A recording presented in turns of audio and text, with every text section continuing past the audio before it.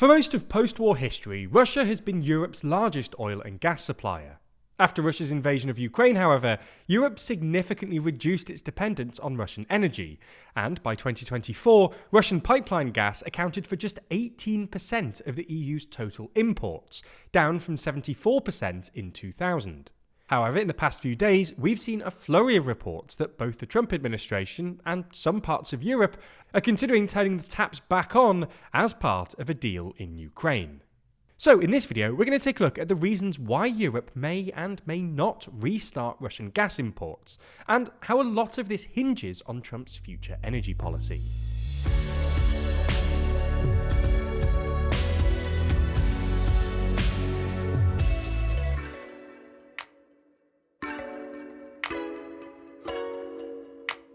If endless bad news is getting you down, then you might enjoy our rather silly series, TLDR's Race Across Europe, where the TLDR team competed to meet as many audience members as possible across the continent. The whole series is linked in the description. So let's start by just stressing that, as things stand, it's hard to imagine Europe reviving its energy trade with Russia, for at least 3 reasons.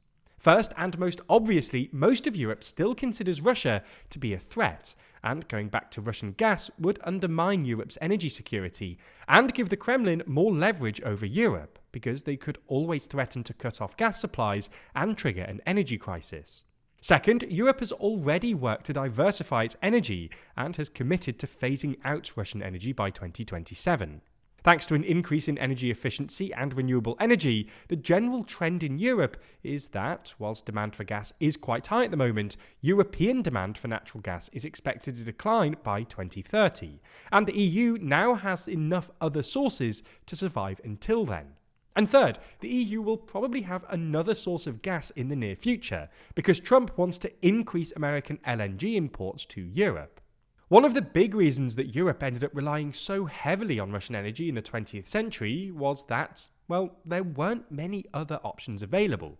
Supply from the Middle East started looking unreliable after the 1973 oil embargo, and America was never that keen on exporting that much of its own oil and gas across the Atlantic. Both because American leaders wanted to keep domestic gas prices low, and because America consumed more energy than it produced until 2019, when it became a net exporter.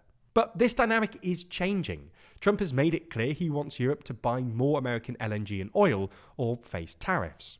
Europe has already moved to install more LNG terminals and sign deals to receive more tanker-borne fuel from the US. Even though US LNG is currently relatively expensive, a report by Aurora Energy Research shows that a boost in US LNG exports could see European gas prices drop by 9% by the end of the decade, largely because it would help Europe diversify its supply. However, there's 2 contradictions in Trump's energy policy, which we need to outline. First, exporting LNG to other countries risks driving up the price of American domestic energy, which Trump doesn't want. Second, Trump has signalled he wants to remove the sanctions regime on Russia, all as part of an economic rapprochement with Russia. But lifting restrictions on Russian LNG would directly conflict with his push for Europe to buy more American LNG, as it would introduce greater competition for US gas, which again means higher prices for American energy consumers. Therefore, while it might currently be hard to imagine, there are at least 3 reasons to think there's a non-zero chance that Europe might restart importing Russian gas at some point in the near future. First, while most Europeans think that restarting energy trade with Russia would give the Kremlin an unpalatable amount of leverage in the future, at least some people in Europe apparently think that resuming trade with Russia would actually help guarantee a more permanent peace. In January, for instance, it was reported by the Financial Times that European officials from Hungary and Germany were arguing that restarting Russian gas pipeline imports as part of a peace deal with Ukraine would give Europe a bargaining chip over the Kremlin, and thus create an incentive for Russia to maintain the peace agreement, while stabilising the continent's energy market. Anyway, the second reason that at least some people think Europe could or should restart its energy trade with Russia is that, well, Europe's energy sanctions on Russia haven't been totally effective. This is for 2 reasons. First, while sanctions have made it harder for Russia to export its oil and gas, the disruption to global energy trade has also pushed up global prices. This means that even though Russia is selling its hydrocarbons at a discount, it's still making good money, and some people think that just ditching sanctions would actually reduce Russia's overall hydrocarbon revenues. Second, Europe is still buying lots of Russian energy, albeit indirectly. While pipeline exports have decreased significantly, last year Russia exported a record amount of LNG to Europe in 2024. If you combine LNG and piped gas, Russia's exports to Europe were actually up 20% year on year, around a third of pre-war volumes. Meanwhile, gas imports through the Turkstream pipeline, the last operating Russian gas pipeline into Europe which runs through the Black Sea, are hitting record highs, meaning that, all in all, Europe is still consuming half of Russia's annual gas production. Russia has also shifted its exports to Asia. In November, China bought 47% of Russia's crude exports, followed by India, which accounted for 37%, and at least some of this is just refined in Asia and then sold back to Europe. The third reason is that, while Europe's demand for gas is expected to wane in the coming years, it's currently pretty strong, and Russia could help to meet this demand. While down since 2022, European gas prices are still higher than pre-war levels, and surged to their highest level in 2 years at the start of February. Now, several factors have contributed to this high demand. First, all gas transit from Russia via Ukraine finally stopped at the beginning of this year. Second, there was a long period of low wind speeds and limited sunshine in the first half of November, which triggered an 80% increase in gas consumption compared with the same period in 2023. And third, a return to average winter conditions, especially in Central Europe, after 2 milder than usual winters, has meant that European households have been heating their homes for longer than usual, meaning that the bloc's natural gas supplies have been depleting quicker than usual. High energy prices have both pushed up European inflation and hamstrung European industry. Production in many key energy-intensive sectors have tumbled to record lows. Plants are shutting down, and factories are carrying out mass layoffs to deal with rising costs. This is why, according to Bloomberg, a handful of European industry leaders, especially in Germany, are calling for the return of cheap Russian gas. All that being said, the optics of restarting Russian gas imports would be pretty terrible.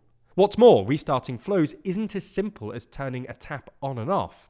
Gazprom's biggest and oldest European buyers, like Germany's Uniper SE and Austria's OMV AG, have already terminated their contracts with Moscow, and renegotiated contracts probably wouldn't be as favourable. If you didn't know, Too Long is our regular physical magazine, with our next issue diving deep into the people who control our world, the 25 most influential people as rated by the TLDR team and you. The next edition contains that entire ranking, as well as articles and long reads about all of the most influential people, the power they hold, and how they wield their immense influence. We also discuss a variety of other topics, from the issues facing Starmer in the UK, to the rise of the new right in Europe, to if peace can really hold in Gaza. These are all topics we discuss in videos, but the reporting you'll find in Too Long is some of our best writing, with us able to spend longer on stories than is ever possible in YouTube videos.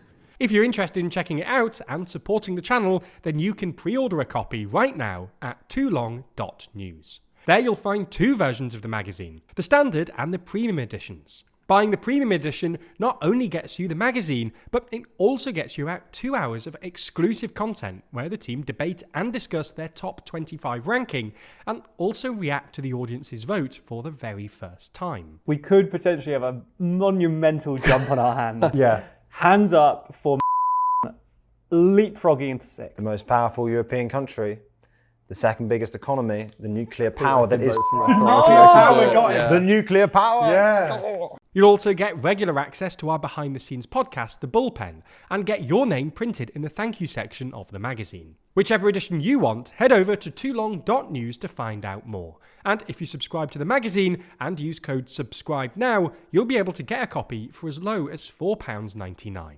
Thanks for your support, because Too Long really does help fund our journalism year round.